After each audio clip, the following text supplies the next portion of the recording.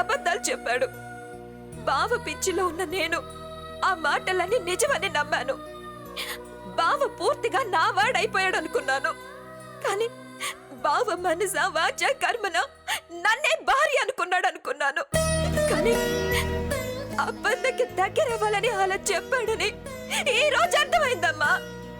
ఇక మా పెళ్లి జరగదమ్మా. చచ్చా, అవే మాటలమ్మా. ఇంత దూరం వచ్చాక శుభలేఖలు కూడా పంచాక పెళ్లి ఎలా ఆగుతుందమ్మా? ఎలా జరుగుతుందమ్మా? బావ మనసులో అపర్ణ నుంచుకొని నా మెళ్ళు తాళి ఎలా కడతాడు? నేనెలా కట్టనిస్తాను? ఊహ తెలిసినప్పటి నుంచి బావా బావా అని బావ మీదే ప్రాణాలు పెట్టుకుని బ్రతికినందుకు, బావ తప్ప మరో లోకం లేకుండా బ్రతికినందుకు నాకు బాగా బుద్ధి చెప్పాడమ్మా. నా ప్రేమని ఎడం కాలుతో తన్ని, ఆ పన్నని కుడి కాలుతో తన ఇంట్లో పెట్టించుకోబోతున్నాడమ్మా. ఇది చూడ్డానికా నేను బ్రతుకుంది? నో, నేను బ్రతుకుంటకూడదు.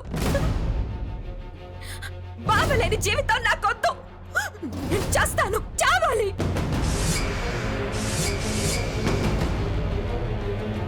నీకేమైనా పిచ్చా? చచ్చేం సాధిస్తావే? నీకు చేతనైతే బావని మార్చుకోవాలి, అతని మనసు నీ వైపు తిప్పుకోవాలి. అంతేకాని ఇలా పిరికిదల్లా చావడమేంటే?